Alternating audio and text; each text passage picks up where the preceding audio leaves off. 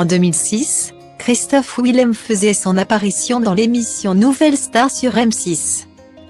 Débarquant lors du casting avec un pull vert et le dos courbé, il a immédiatement été affublé du surnom La Tortue par Marianne James. Aujourd'hui, ce surnom lui colle toujours à la peau. Pourtant, celui qui a terminé vainqueur du télécrochet a bien changé depuis ce premier passage à la télévision. À 39 ans, il parvient davantage à s'assumer, notamment grâce à quelques petits coups de pouce de la médecine. Moi, j'ai fait des implants, fait rectifier une bosse sur mon nez, redresser mes dents. Mais pas de botox ou autre truc du genre, a-t-il expliqué dans le dernier numéro de Voici.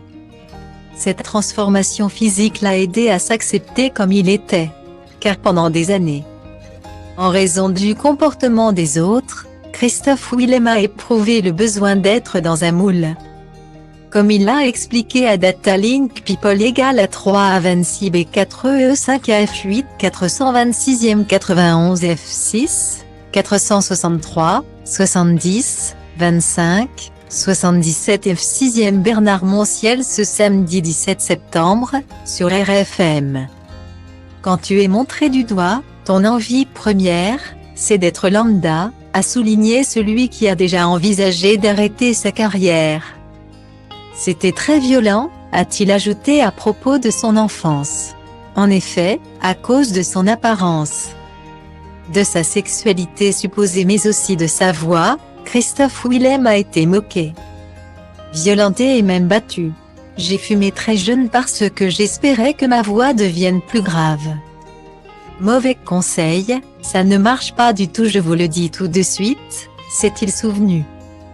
Pour lui, le plus difficile a été le côté persécuté et la solitude. La difficulté de ne pas avoir de référent.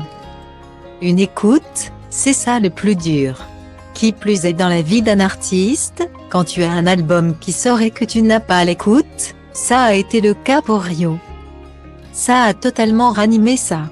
Du coup je me suis senti mis de côté, montré du doigt et ça a été une forme de rejet.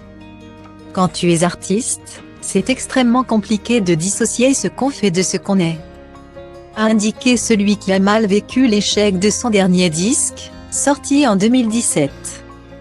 Mais si cet épisode a fait écho à de mauvais souvenirs, il lui a aussi servi de leçon. Pour l'ancien gagnant de Nouvelle Star, il n'est pas question de baisser les bras dans l'acceptation de soi.